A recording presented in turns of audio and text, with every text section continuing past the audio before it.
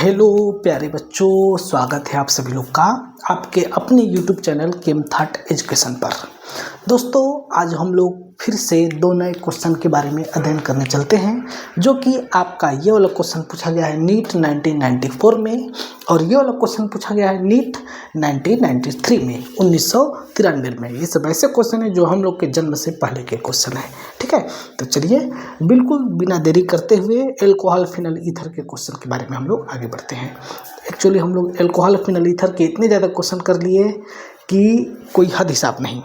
बस आप लोग देखते जाइए। अगर आप सभी क्वेश्चंस को देख लिए होंगे या फिर देखेंगे तो आपके सारे डाउट क्लियर हो जाएंगे। इस चैप्टर से कोई भी क्वेश्चन आएगा तो आपको उसके लिए प्रॉब्लम नहीं झेलना पड़ेगा। ठीक है, तो चलिए देखते हैं आज का पहला क्वेश्चन कि जब हम लोग ग्लिसरॉल को हीट करते हैं सल्फ्यूरिक एसिड के साथ तो एक बहुत ही खराब स्मेल यानी कि दुर्गंध आता है। वह दुर्गंध क्या चीज़ का है, ये आपसे क्वेश्चन पूछा जा रहा है। ठीक है, तो सबसे पहले आपको ग्लिसरॉल का फार्मूला पता होना चाहिए। तो इसका फार्मूला होता है प्रोपेन 1,2,3 ट्राइऑल, है ना। IUPAC नेम होता है प्रोपेन 1,2,3 ट्राइऑल। तो सबसे पहले हम इसका प्रोडक्ट बना लेते हैं, इसके बाद फिर इसके मैकेनिज्म के बारे में हम लोग चर्चा करेंगे। देखिए, जब प्रोपेन 1,2,3 ट्राइऑल यानी कि ग्लिसरॉल के ऊपर रिएक्शन कराया जाता है सल्फ्यूरिक एसिड का, कैसा सल्फ्यूरिक एसिड लिया गया है, कंसंट्रेटेड H2SO4 का, तब आपको सिर्फ ये समझना है इस रिएक्शन के लिए कि यहाँ से आपका पहले हम इस रिएक्शन का प्रोडक्ट बनाते हैं। देखिए 3 स्टेप इसको हम लोग समझेंगे। पहले इसका डायरेक्ट प्रोडक्ट बनाएंगे, फिर हम इसका शॉर्टकट ट्रिक देखेंगे, इसके बाद फिर हम इसका मैकेनिज्म देखेंगे, क्योंकि ये रिएक्शन थोड़ा सा इंपॉर्टेंट है। तो जब रिएक्शन होता है तो यहाँ से आपका निकलता है 2 मॉलिक्यूल वाटर का और इसके बाद फिर ये आपका बनता है CH2 डबल बॉन्ड CH और फिर से CH डबल बॉन्ड O। ठीक है, ये चीज आपका बनता है। इसका नाम होता है एक्रोलीन। इसका नाम होता है एक्रोलीन, जो कि आपका मेन प्रोडक्ट होता है इस टॉपिक का। आया समझ में? अब हम लोग देखते हैं कि ये बना कैसे। तो इसका 2 मैकेनिज्म होता है। एक हम शॉर्टकट तरीके से देखेंगे कि ये कैसे बना, फिर हम एक लॉन्ग तरीके से देखेंगे कि ये कैसे बना। आया समझ में? चलिए तो देखिए, सबसे पहले हम यहाँ पर स्टार्ट करते हैं CH2OH और CH और OH, फिर से COH और H और यहाँ पर H। ठीक है, जब इसके ऊपर देखिए यही ग्लिसरॉल है, लेकिन अब हमें अपने हिसाब का, अपने मतलब का प्रोडक्ट बनाना है ना, तो उसको हम अपने हिसाब से इसको तय करेंगे। जैसे सिंपल तौर पर अगर हमें इस मार्कर से लिखना है तो हम मार्कर को ऐसे पकड़ के नहीं लिखेंगे। अगर हमें मार्कर से लिखना है तो पहले हम इसका कैप खोलेंगे और इसको ऐसे पकड़ के लिखेंगे। सेम वही कंडीशन यहाँ पर है। हमें यहाँ से 2 वाटर मॉलिक्यूल निकालना है और हमें ये प्रोडक्ट बनाना है, तो हमें उसको, इस मॉलिक्यूल को उस हिसाब से अरेंज करना पड़ेगा। और जब हमने इसको अरेंज किया तो हमें दिखाई दिया, जब हम इसको H2SO4 के साथ रिएक्शन करेंगे, किसके साथ, कंसंट्रेटेड H2SO4 के साथ, तब हमें ये पता चलेगा कि 2 मॉलिक्यूल वाटर के निकल रहे हैं। और वो मॉलिक्यूल कहाँ से निकल रहा है, तो एक वाटर मॉलिक्यूल यहाँ से निकलेगा और दूसरा वाटर मॉलिक्यूल यहाँ से निकलेगा। आया समझ में? और जब यहाँ से दोनों वाटर मॉलिक्यूल बाहर भगा दिया गया, निकाल दिया गया, फेंक दिया गया, तब बचा हुआ क्या दिखेगा, तो उसको हम यहाँ पर लिखते हैं CH2 डबल बॉन्ड C। अब देखिए इस कार्बन के दोनों मॉलिक्यूल OH और H दोनों को भगा दिया गया है, तो सिर्फ C बचा और यहाँ पर डबल बॉन्ड C, यहाँ से हाइड्रोजन निकल चुका है H और यहाँ पर OH बचा। ये चीज आपका बना है। ये आपका एक रिएक्शन इंटरमीडिएट है। रिएक्शन इंटरमीडिएट है और ये क्या है आपका अनस्टेबल है। ये आपका पता नहीं, रिएक्शन इंटरमीडिएट कहना सही नहीं होगा, इसको आप डायरेक्ट बस अनस्टेबल कहिए, ठीक है ना। ये आपका अनस्टेबल है और जब ये अनस्टेबल है तो अब यहाँ से इसका होगा टाटोमराइजेशन। क्या होगा? टाटोमराइजेशन, ठीक है। और जब टाटोमराइजेशन होगा तब ये आपका कन्वर्ट हो जाएगा किसके अंदर? तो जब इसके अंदर टाटोमराइजेशन होगा तब देखिए ध्यान से, ये पाई बॉन्ड आ जाएगा यहाँ पर और ये हाइड्रोजन चला जाएगा यहाँ पर। तब क्या बन जाएगा? इस केस में ये कार्बन इसी प्रकार से रहेगा as it is, CH2 double bond CH और C डबल बॉन्ड OH, है ना। मेन प्रोडक्ट की तरफ हम लोग आगे बढ़ गए। आया समझ में? इस प्रकार से किया जाता है। तो इन दोनों रिएक्शन में H2SO4 का यूज क्या है ये तो हमें अभी दिखा ही नहीं। तब अब हम आगे बढ़ते हैं, फिर से देखिए अच्छे से हम लोग यहाँ पर फिर से देखेंगे इसके मैकेनिज्म को। सबसे पहले क्या होगा, इसके ऊपर H+ का अटैक कराया जाएगा। जब H+ यहाँ पर अटैक करेगा तो सेंट्रल OH का लोन पेयर इलेक्ट्रॉन यहाँ से H+ के साथ मिलेगा और मिल करके H2O मॉलिक्यूल निकालेगा। ओके, बस ये काम कर लिए, इसके बाद तो फिर आराम ही आराम है। जैसे ये हो जाएगा तब ये बन जाएगा आपका CH2OH और CH प्लस चार्ज और यहाँ पर फिर से CH2OH हो जाएगा। आया समझ में? खेल अभी खत्म नहीं हुआ है। ये कार्बोकैटायन है, अनस्टेबल है।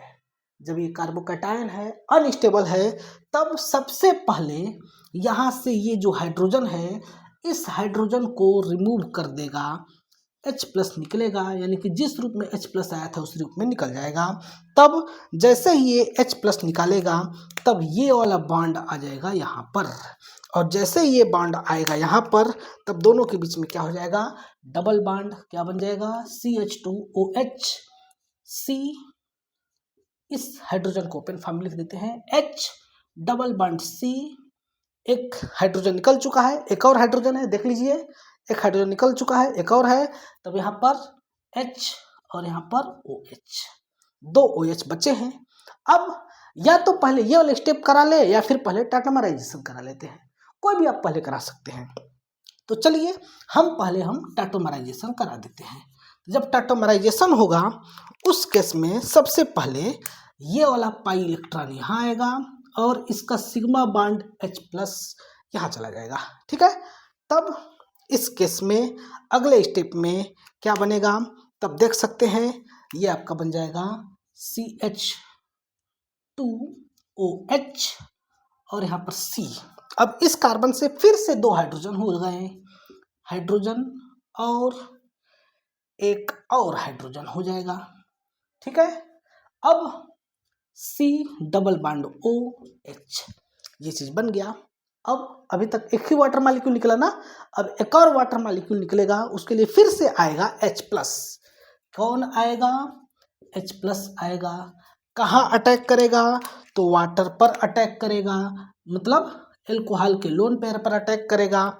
तब क्या बनेगा? यहाँ से फिर से ये वाटर मॉलिक्यूल निकलेगा, H2O यहाँ से बाहर हो जाएगा। जैसे ही वाटर बाहर होगा तब ये अब इस बार क्या बन गया?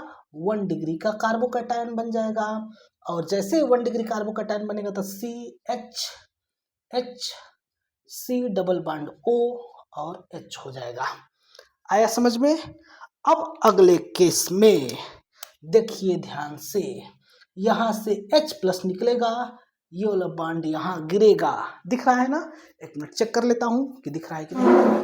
हाँ, खूब अच्छे से दिख रहा है, एकदम अच्छे से, ठीक है, चिंता नहीं करने देरी है। यहाँ से H+ निकलेगा और इसके बाद ये क्या हो जाएगा? CH2 double bond C double bond OH, ठीक है। 3 प्रकार से हमने आपको एक्रोलीन बना करके दिखा दिया, एक्रोलीन एक्रोलीन एक्रोलीन। अब आपको अपने जरूरत के हिसाब से देख लीजिए कि आपको क्या करना है। आया समझ में प्यारे बच्चों? इतना इजी ये क्वेश्चन था। पहले क्वेश्चन में ही पूरा बोर्ड भर चुका है, लेकिन हमको दूसरे क्वेश्चन को भी करना है, इतने ही जगह में हो जाएगा। देखिए हमारे पास दूसरे क्वेश्चन में ज़्यादा कुछ है नहीं। आप अगर समझदार होंगे तो पढ़ चुके होंगे कि जब एथेनॉल और डाइमेथिल ईथर एक फंक्शनल आइसोमर है, क्वेश्चन में क्या दिया है, एथेनॉल और डाइमेथिल ईथर, यह है आपका एथेनॉल, यह है आपका डाइमेथिल ईथर, दोनों ही क्या हैं, एक दूसरे के फंक्शनल आइसोमर हैं। जो बच्चे आइसोमर नहीं पढ़े हैं कमेंट करके बता दीजिए, मैं उनको आइसोमर विस्तार में पढ़ा दूंगा। फंक्शनल आइसोमर हैं एक दूसरे के, है ना। तब आगे बोल रहा है कि जो बॉइलिंग पॉइंट है वह एथेनॉल का ज़्यादा होता है, यानी कि C2H5OH का ज़्यादा होता है CH3OCH3 के रेस्पेक्ट में। तो इसके पीछे कारण क्या है, इसके पीछे कारण क्या है, 4 ऑप्शन दिए गए हैं, दिख रहा होगा आपको। Hydrogen bonding in ethanol, hydrogen bonding in dimethyl ether, CH3 present in ethanol और CH3 present in dimethyl ether. तो क्या CH3 का कोई रोल होगा, बिल्कुल नहीं होगा। किसका रोल होगा, हाइड्रोजन बॉन्डिंग का रोल होगा। किसके अंदर हाइड्रोजन बॉन्डिंग होगा, तो एथेनॉल के अंदर अच्छा हाइड्रोजन बॉन्डिंग होगा। क्यों ऐसा होगा, क्योंकि इसके अंदर प्लस आई इफेक्ट सिर्फ एक ही तरफ से लग रही है, इसलिए इसके अंदर डाइमेथाइल मतलब एथेनॉल जो है हाइड्रोजन बॉन्डिंग करता है। एथेनॉल हाइड्रोजन बॉन्डिंग करता है, इसलिए वो किस फॉर्म में है, लिक्विड फॉर्म में है। एथेनॉल हाइड्रोजन बॉन्डिंग करता है, इसलिए उसमें लोग पानी मिला करके क्या करते हैं, पीते हैं। ऐसा समझ में, एथेनॉल हाइड्रोजन बॉन्डिंग करता है, इसलिए इसके अंदर, खैर छोड़ो जान दो, ये सब बातें ध्यान में नहीं रखना है, सिर्फ पढ़ाई पर ध्यान देना है। आया समझ में। देखिए तब यहाँ पर क्या होगा, देखिए CH3 कैसे हाइड्रोजन बॉन्डिंग करता है। देखिए CH3 को हम क्या लिख सकते हैं, ET लिख सकते हैं। तब देखिए ETOH, फिर से हम लिखेंगे ETOH, फिर से लिखेंगे ETOH। ठीक है, अब क्या होगा देखते रहिए। इस ऑक्सीजन का हाइड्रोजन बॉन्डिंग दूसरे मॉलिक्यूल के हाइड्रोजन से, इसका हाइड्रोजन बॉन्डिंग दूसरे मॉलिक्यूल के हाइड्रोजन से, इसका हाइड्रोजन बॉन्डिंग दूसरे मॉलिक्यूल के हाइड्रोजन से, इसका हाइड्रोजन बॉन्डिंग किसी और के साथ होगा। इसके पीछे कारण क्या है, क्योंकि यहाँ पर सिर्फ एक ही प्लस आई इफेक्ट वाला ग्रुप है, प्लस आई इफेक्ट वाला ग्रुप सिर्फ एक ही है। लेकिन जैसे ही अगर हम डाइमेथाइल ईथर के बारे में बात करेंगे तब उसके अंदर 2 प्लस आई इफेक्ट वाले ग्रुप हो जाएंगे। और आपको पता होगा प्लस आई इफेक्ट वाले ग्रुप क्या करते हैं, प्लस आई इफेक्ट वाले ग्रुप इलेक्ट्रॉनों को सिग्मा बॉन्ड से पुश करते हैं ऑक्सीजन की तरफ, यानी कि इलेक्ट्रोनेगेटिव एलिमेंट की तरफ। तो जब अपने सिग्मा इलेक्ट्रॉन को ऑक्सीजन की तरफ पुश कर देंगे तो इसको तो इलेक्ट्रॉन मिल गया, तो जब इसको इलेक्ट्रॉन मिल गया तो दूसरे के इलेक्ट्रॉन क्यों चाहेगा, नहीं चाहेगा, तब इसकी जो है इलेक्ट्रोनेगेटिविटी कम हो जाएगी, तो हाइड्रोजन बॉन्डिंग नहीं बनाएगा। आया समझ में, इसलिए इसकी बॉइलिंग पॉइंट कम हो जाती है। एथेनॉल की बॉइलिंग पॉइंट ज़्यादा होती है, ज़्यादा टेम्परेचर पर ये खोलता है। एक चीज़ और देख लेंगे कि एथेनॉल क्यों जो है घुलनशील होता है, मतलब डिजॉल्व होता है वाटर में। तो क्या करोगे, ऐसा ही बनाओगे, बस इन दोनों के बीच में एक वाटर मॉलिक्यूल कर देंगे, जैसे ETOH HOH ETOH। ठीक है, अब क्या होगा देखते रहें, क्या होगा, कुछ नहीं होगा, ऐसे ही होगा, जो होना है वो हो जाएगा। ठीक है, इस प्रकार से। ठीक है, ये होता है आपका हाइड्रोजन बॉन्डिंग।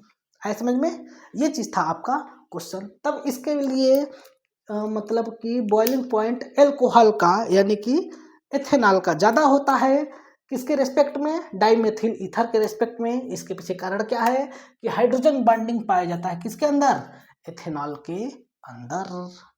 आया समझ में। इस तरह से हम लोग इस दोनों क्वेश्चन को कर लिए, बहुत ही आसान क्वेश्चन थे। अगले नेक्स्ट वीडियो में और भी बहुत सारे क्वेश्चन करेंगे। ठीक है, तो आज के लिए इतना ही। अगर आपके पास भी कोई डाउट हो तो बिल्कुल निश्चिंत होकर के आप हमें इस दिए गए नंबर पर कमेंट करिए, मैं आपके पूरे प्रॉब्लम को सॉल्व करने का प्रयास करूंगा। ठीक है, मिलते हैं अगले नेक्स्ट वीडियो में, तब तक के लिए आप सभी लोग का बहुत बहुत धन्यवाद।